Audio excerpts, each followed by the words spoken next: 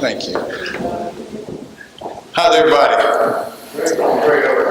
I feel real good because I have my special friends here coming to support me. And it's not about the number. It's about people who love you and want to see you reach your dreams. Thank you, my sister, Dolores, Elaine, McNeese, for that wonderful, wonderful introduction. You know, it's real light up here. I couldn't get the lights. I started to put my shades on, but I didn't want y'all to think I was too cool. So I decided not to put them on. But I can't hardly see because the light is so bright. But today, the topic, as you have seen, the greatness in you.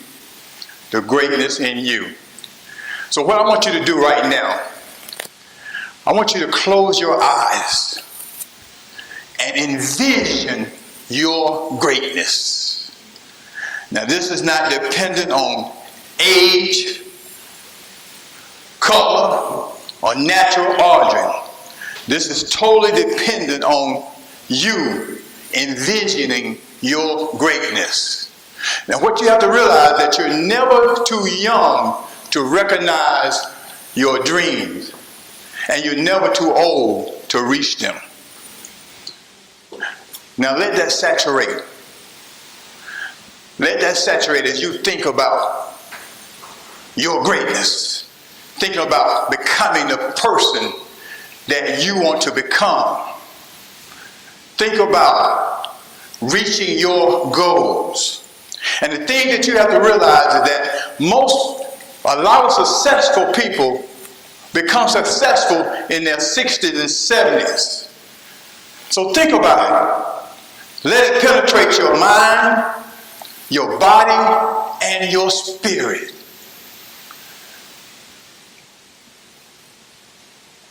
Nightingale said, we become what we think about. Isn't that powerful? Words have power.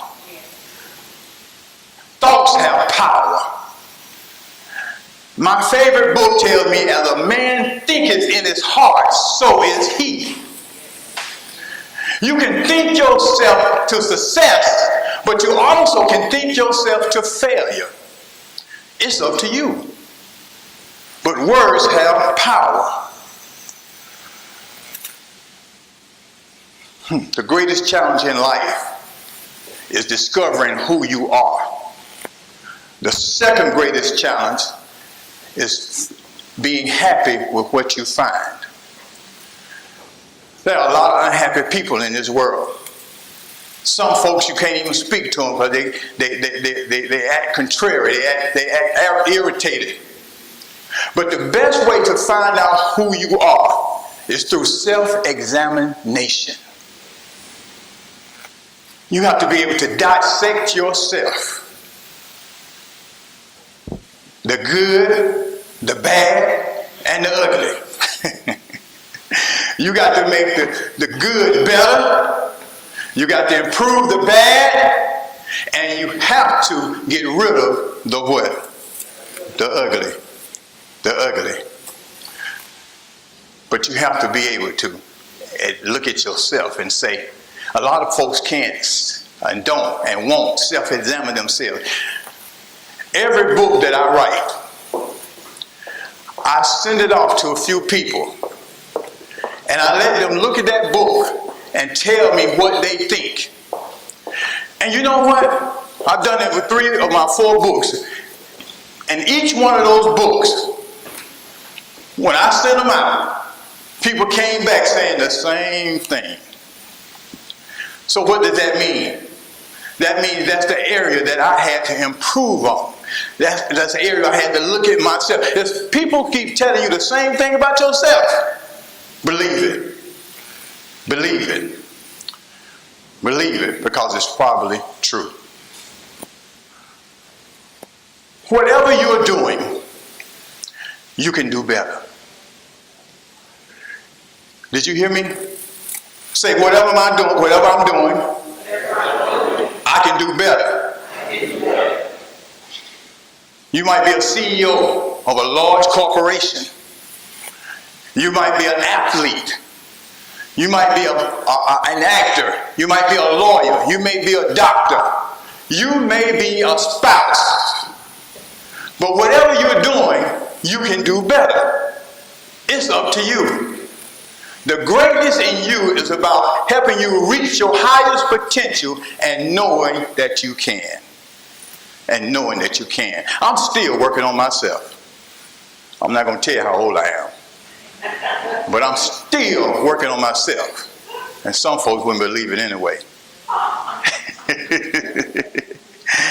I'm not going to even let you guess. The lights are off.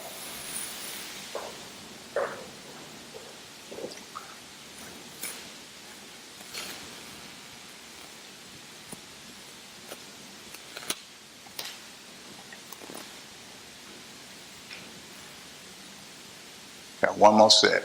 The lights on. Need the lights on. Is this where you want to be? Is this where you are? In the dark. It's called life. Life is that place where things happen negatively. Life is that place where you get slapped in the back of the head and don't even realize somebody slapped you till you feel the pain. Life is that place where things happen beyond your control.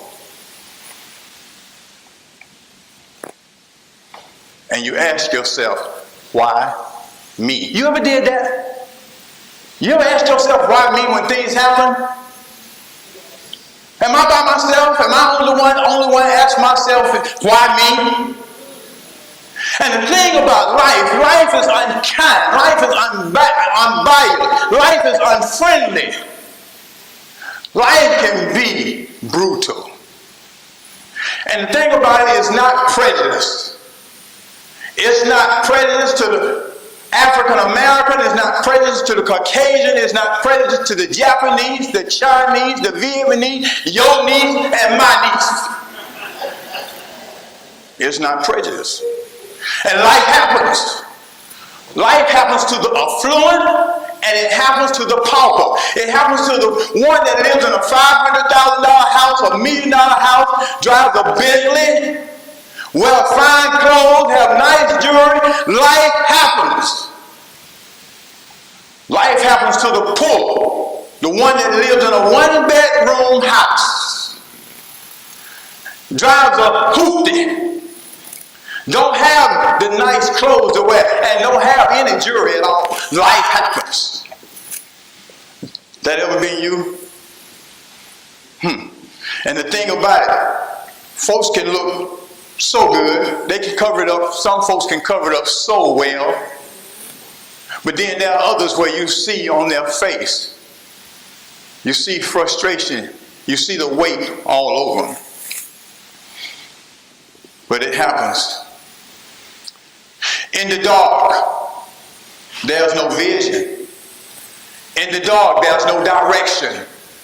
In the dark, you have no purpose. In the dark, you're living aimlessly. You ever felt like you were in the dark? Somehow you didn't have the purpose that you thought you should have had? That you couldn't find the direction that you thought you should have? That you were living life aimlessly and you couldn't get it together?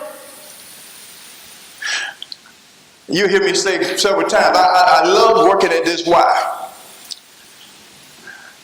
But there were times when I sit at that front desk and I said I could be doing more. I'm watching things happen when I should be making things happen. Don't get caught in a rut where you're watching things happen. You get complacent when you're watching things happen. And you won't elevate your potential. Don't get complacent and watch things happen. But make them happen. So in the dark, no purpose, no direction. And it seems like you're in a bottomless pit and you're rapidly spiraling downward, taking with you financial struggles, marital problems, divorce and separation, relationship woes.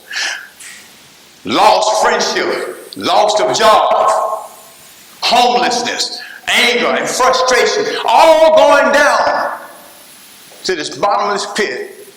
And you get at the bottom of the pit and you start doubting yourself. And you start saying, woulda, coulda, shoulda.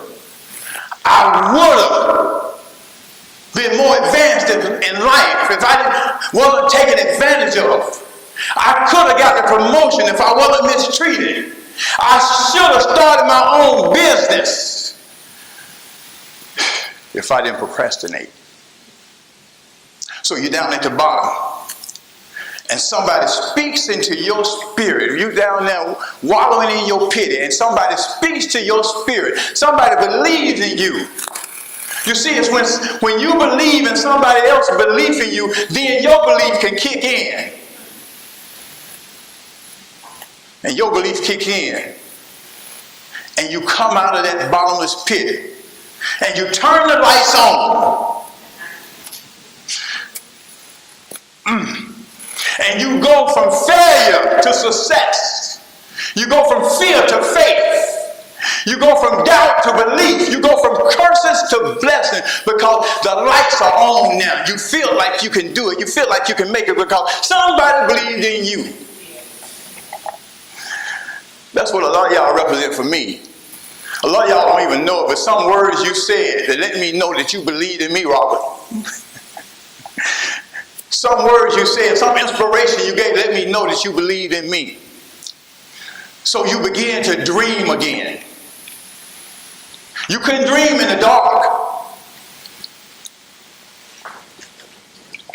You couldn't dream where there was no vision.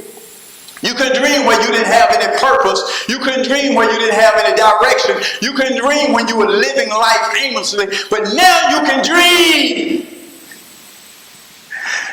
Oh, it's a blessing to be able to dream. It's a blessing to come out of the dark. It's a blessing to be able to say, I can make it. My acronym for dream is doing, receiving, everything allowed me. See, a dream without action or dream without doing is just a dream. I can't begin to tell you how many people told me, I'm going to write a book. I see you've written a couple of books. I'm going to write a book, but I haven't seen a book yet. Dreaming is doing. And if you don't do it, you're just dreaming. And once you start dreaming and once you start doing, you start receiving. You start receiving favor. See, this is not just about me today. This is about you. Because I receive so much favor, and I can't call names because I might forget a name. And I don't want to forget a name because y'all had a church one time, my first church. I was standing up and I was talking and I forgot to mention this lady's name. And this lady happened to be the patriarch of the church. She was the oldest member of the church and I forgot to say her name. And you know I didn't stay in that church long.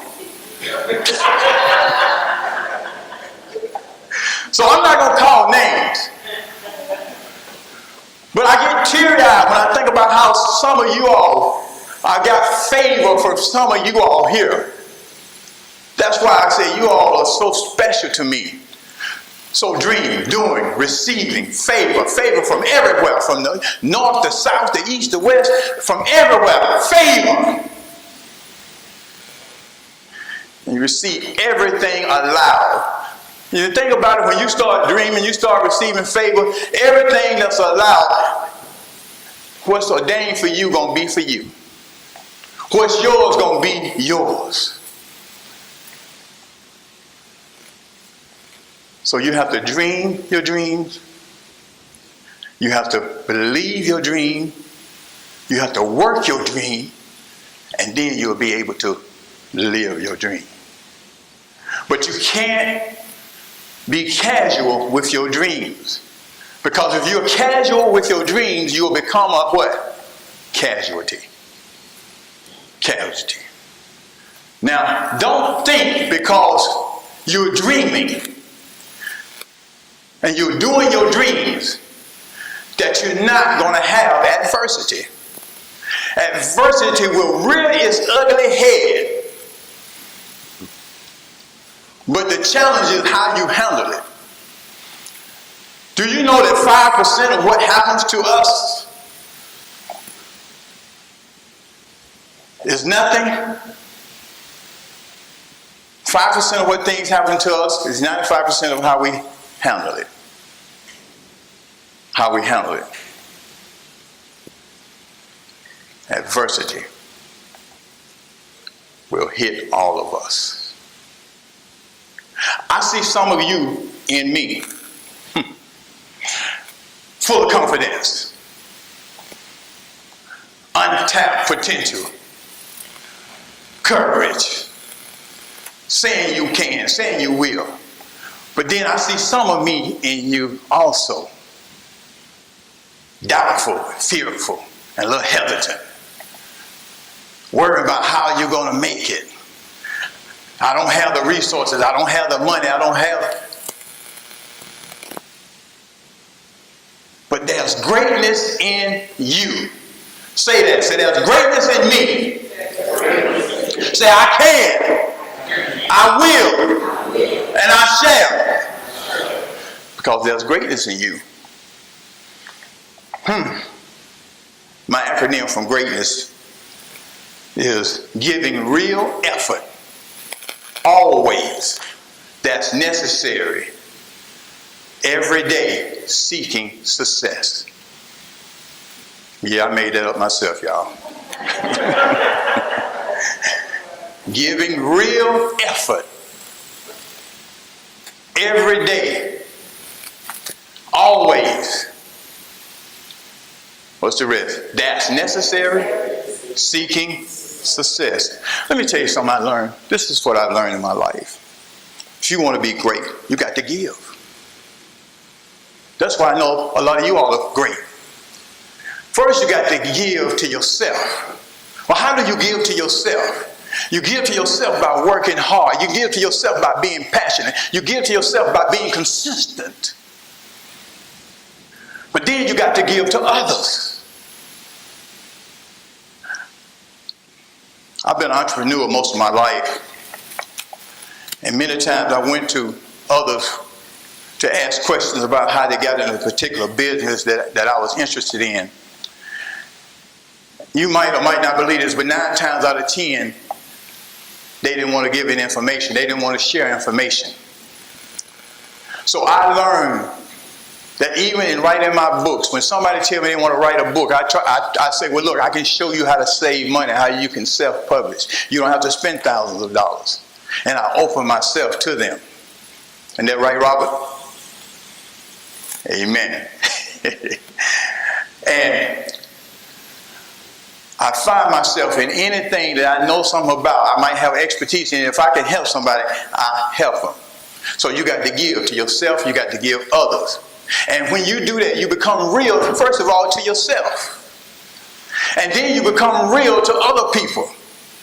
And other people believe in you and believe in your vision. That's why a lot of you all help me, because I'm real to some of you all. And you don't mind helping me because you know I'm not pulling your leg. You know that I'm really trying to do what I'm trying to do. And you have to put forth the effort, giving real effort. And you'll put forth the effort. If you want to be great, you're going to put forth the effort. And you're not going to do it sometimes, you're going to do it always. And it's going to be necessary. You're going to realize it's going to be necessary. Even when you don't want to, even when you don't feel like it, it's going to be necessary. Every day while you're seeking success. Seeking your success. I'm not going to let anybody make me feel like I'm not great. There's greatness in me. There's greatness in you. Then we have to realize that once we recognize that we're great, we made a decision. Some of y'all made a decision before you got here that you were great. Some of y'all, some kind of way I might have talked you into believing you're great since you've been here. But when you make a decision, they're saying that decisions form actions. Actions form habits. Habits form character. And character form your destiny. See, when you make that decision, you can make the right decision. I've made a lot of right decisions. I've made a lot of wrong decisions in my life. But when you make the right decision to let nothing stop you from going where you want to go, despite the odds, despite the situation, then you're on your way. You made the decision when you came out of that darkness. You remember when it was dark?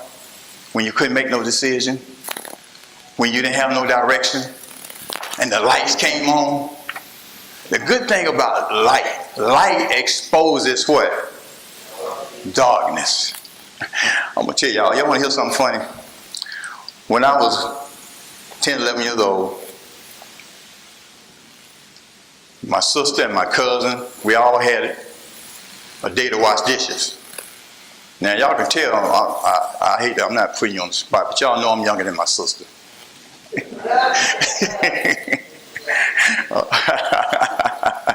What'd you say, Chain? I heard you. but this is my get back. I was 10, 11 years old. I've been waiting for years to get this out. And her and my cousin used to make me, we took turns washing dishes. And I had a day washing dishes. And I hated it.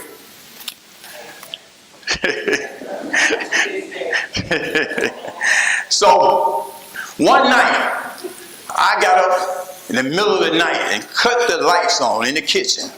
And all these critters started running, trying to find a hiding place. Y'all know what those critters were?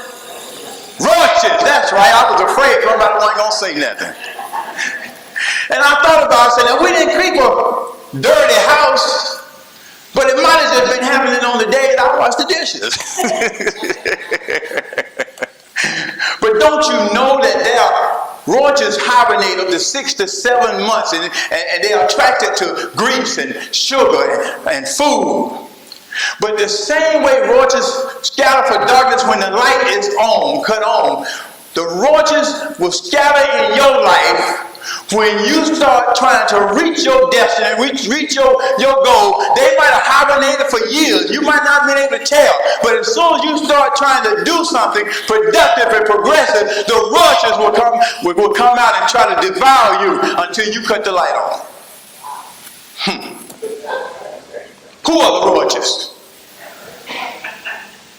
Toxic people. Toxic people are unpleasant people. Toxic people are poisonous people. Toxic people are dangerous people. And you got to get rid of the toxic people in your life, because they're not going to do nothing but frustrate you, age you, and just make you mad. Who are the roaches? Negative people. Negative people don't mean no harm. But if you're not careful, negative people will make you negative. Negative people will find a problem in every solution. Did you hear me? You got the solution, but they got the problem. Because all they see is the problem and not the solution. You got to distance yourself from negative people. Who are the roaches? Jealous people. Jealous people. Jealous people are mistrusting. And let me tell you, you can tell jealous people real easy. You speak to them. They can't even look you in the eye. They don't want to speak to you. I had an event here a year ago.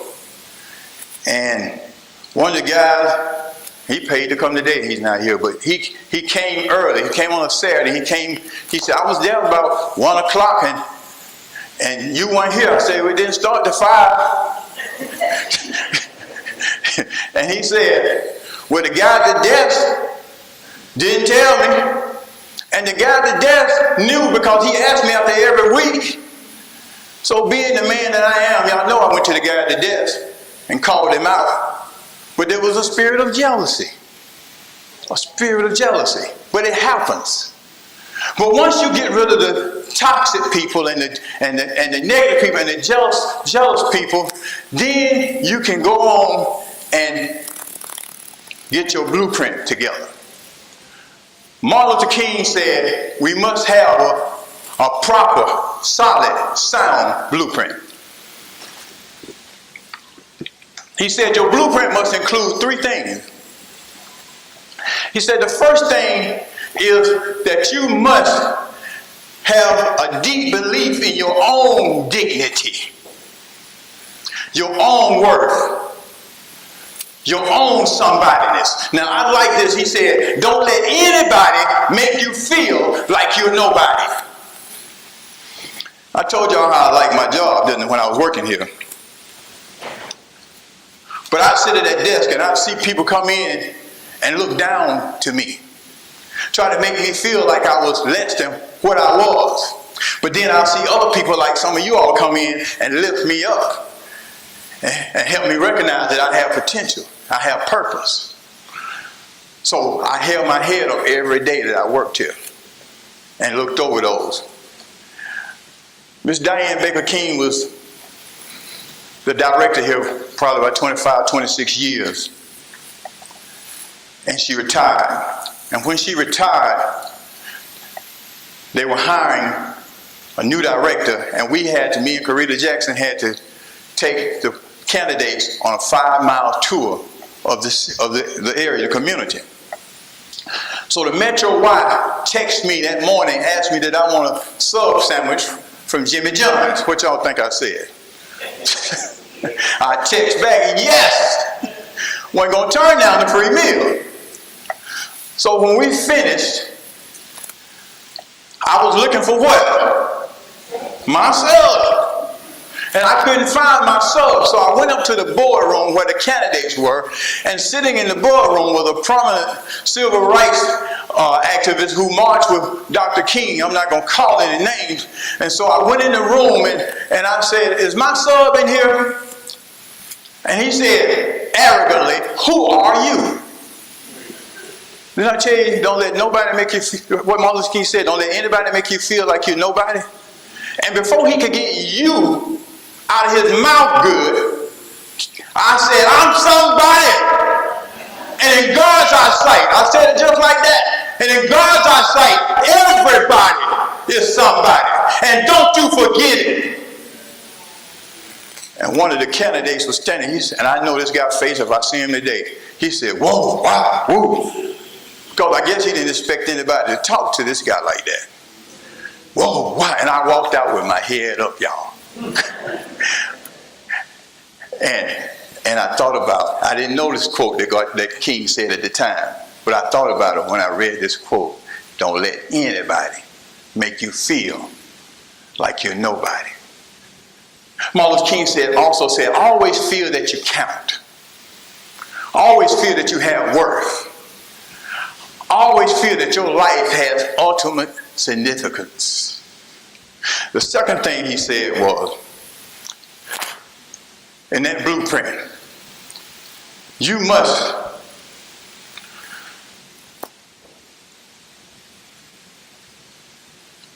in your various forms of endeavor, you must do your best. Whatever your endeavor is, do your best. He said, if you can't be a tree, be a bush. If you can't be the sun, be a star. He said, if you can't be a highway, be a trail. It's not by size whether you win or fail. Be the best of whatever you are. Then the third thing he said is, your blueprint must include a commitment to the external principles of love, joy, and justice, of beauty and justice. So I thank Martin Luther King for that. I thank him for telling us we have to have a blueprint. But in having your blueprint, you must include a plan, preparation, and sacrifice. A plan just means like you got to have a strategy. Winston Churchill said, plans are of the least importance, but planning is essential. You can have plans all day long, but if you don't do anything with those plans, they just what? They just plans. Plan means that you counting the cost, that you seeing what it takes to do what you're going to do. You can't start a business, can you, Mr. Crenshaw, and you didn't have no plans and didn't make plans? You didn't count the cost? Then you have to have preparation, and preparation means readiness. Failure to prepare, you're preparing to fail. You got to work hard, because if you don't work hard, you will lose your opportunity. And I've lost opportunity because I didn't work hard enough. Then you have to sacrifice. Sacrifice takes discipline. Sacrifice is giving up something of value for something of greater value. In baseball, they have what they call a sacrifice bunt. Y'all don't know nothing about that, do y'all, ladies? Oh, y'all do? Oh, excuse me. Just testing you. Sacrifice bunt. Instead of the batter going up and hitting the ball, maybe hitting a home run, a double, a single, or triple, he has to sacrifice his at-bat to put the ball, bunt the ball in foul territory, which would advance the runner, which would make it easier for the runner to score. Sacrificing to your greatness, meaning you got to give up some things that you like and you like doing to put yourself in a better position to achieve what you want to achieve. Got to sacrifice. In sacrificing, you're going to encounter two things: pain and failure.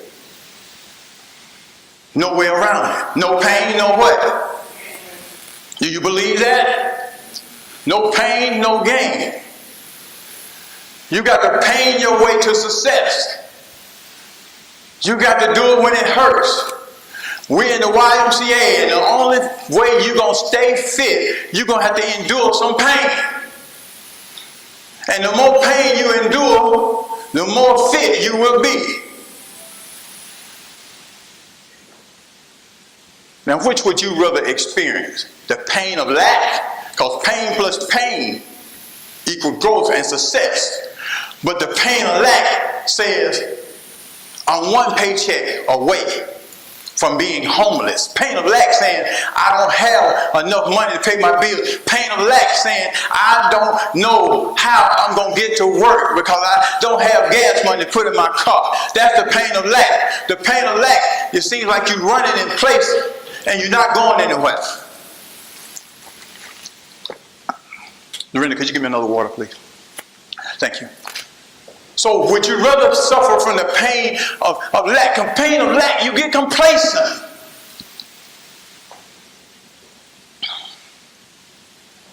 Or would you rather have the pain of growth and success? Meaning, as we said, you enduring the pain, but you know that you're going to reap the benefits because you worked that extra job because you just didn't want ends to meet. You go to school and you work full time because you want to advance yourself. That's the pain of growth. There are two sides to pain: suffering and discomfort, effort and glory. You're going to have to go through some suffering and discomfort if you want to continue to grow and go where you're trying to go. It's going to be discomforting. It's not going to be easy. I had some college students I thought were going to be here, but I was going to tell them that you got to burn the midnight oil if you're in school. It's going to hurt, but you got to do it. So I'd rather suffer from the pain of growth and success. Thank you. That's the only way you're going to make it. Then there's the pain of failure. You got to make failure your best friend. Most successful people fail and fail and fail and fail and fail. But they don't what? Give up. They don't give up. See, failure is not an option. Failure is not an option. You keep trying. You keep trying. You keep trying. And you keep trying. Will Smith said, fail early, fail often, and fail forward. He said, failure will make you successful. Failure will make you learn from it. So fail, fail, fail, fail, but learn, learn, learn. I don't believe in failing often. I don't want to fail. But if I do fail, I want to learn. There are those that fail not because they aim too high and miss, but they fail because they aim too low and what? Hit. Sometimes you fail because you get complacent where you are instead of stretching yourself. Like this rubber band. This rubber band right here, just like that, is no good. But if you stretch yourself and stretch yourself as far as you can stretch yourself, you'll find yourself being able to stretch yourself a little further if you keep trying. Keep trying. You have to fail your way to success. Michael Jordan said, I missed over 9,000 shots. I lost nearly 300 games. I took the game-winning shot 26 times and missed. He said, I failed over and over and over, but that's why I succeeded. Tyler Perry really inspired me. Tyler Perry set up his first play in a theater downtown. He set up for 1,000 people to come. Who can guess how many people showed? Somebody give me a guess. He set up for 1,000. How many? 50? 5? 30. 30. But guess what? He tried for like 3-4 years straight, and the same thing kept happening. But he didn't quit. A quitter never wins, and a winner never what? Quits. But look at him now. Look at Tyler Perry now. And that inspired me. That's why I'm not concerned about numbers in here, because it's not about the numbers. It's about keep on trying, and keep on trying, and keep on trying, keep on trying. And that's what he did. Another thing that will make you want to quit is your critics. You have two types of critics. An inside critic and an outside critic. The inside critic is that enemy within that tells you, no, you can't do it. Tells you why are you doing it.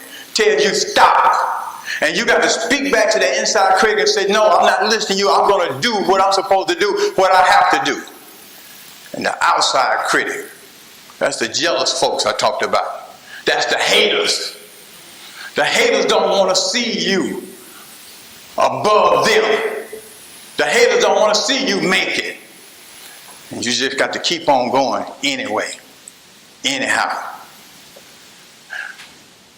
Theodore Roosevelt wrote a letter, and the letter was titled, The Man in the Arena.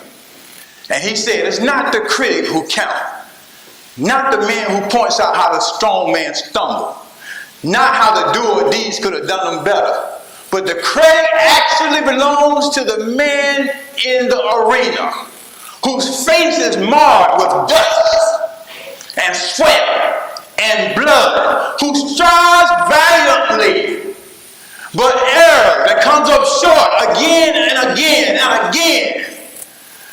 But without effort, there's no error or shortcoming. But who actually strives to do the deeds, who knows the great enthusiasm, the great devotions, who at best knows the importance of triumph, of high achievement, who at worst, if he fails, he failed daring greatly. So his place will never be with those cold and timid souls who know victory or defeat. Don't listen to the critics, y'all. Just stay in the arena. Keep trying, keep pushing. Keep pushing. I want you to eat this, what I'm getting ready to tell you. Always believe that you can. Always believe in yourself. I remember when I was in the 10th grade, I was playing ball in the gym. And the varsity coach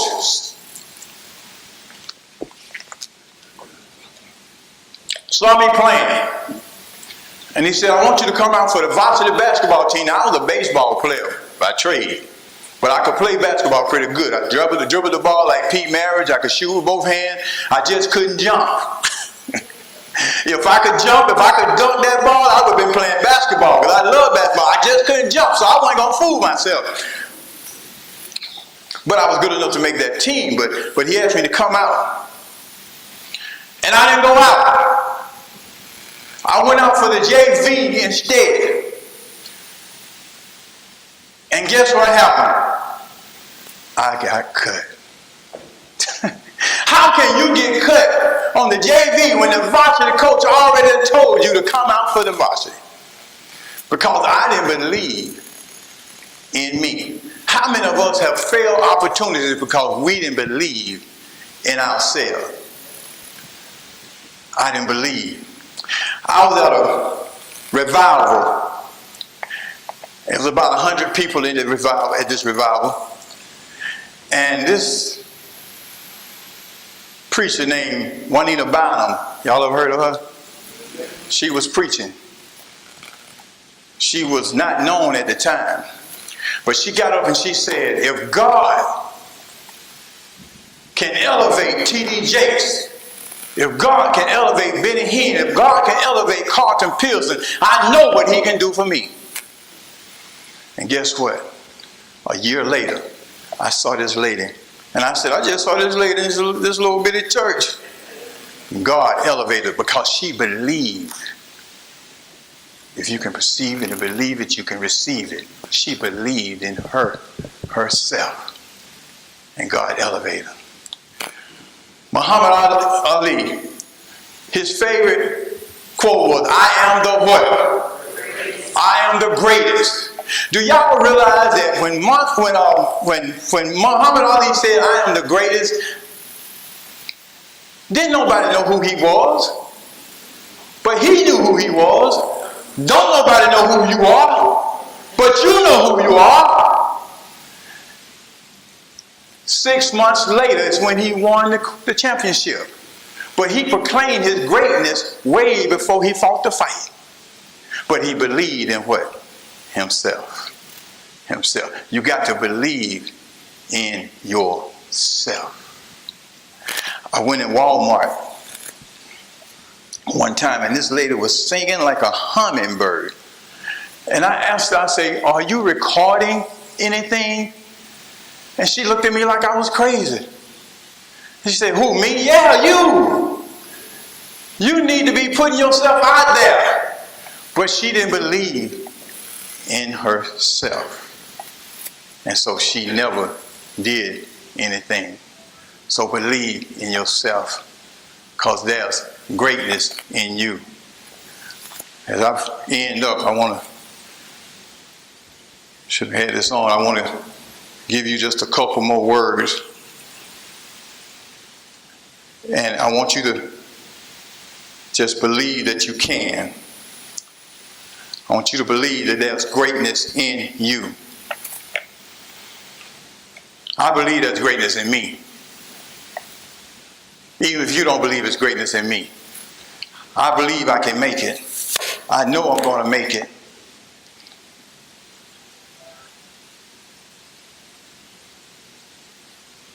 And again, I thank you all for your time, taking time. So many people say they were going to be here and not here, but It's all right. This event is being streamlined, and there will be a link to this event, and it'll go international. So I'm glad about that.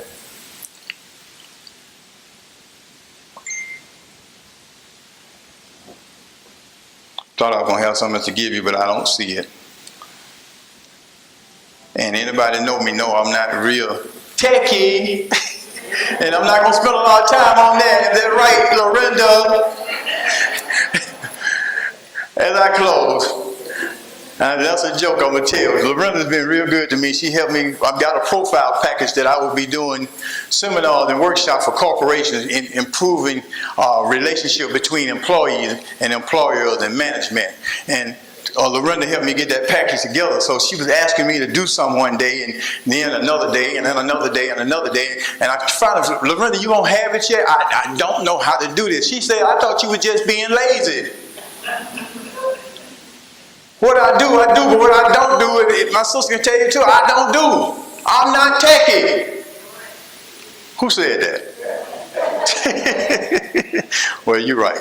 So I just want to thank you for this. Was my first motivational speech.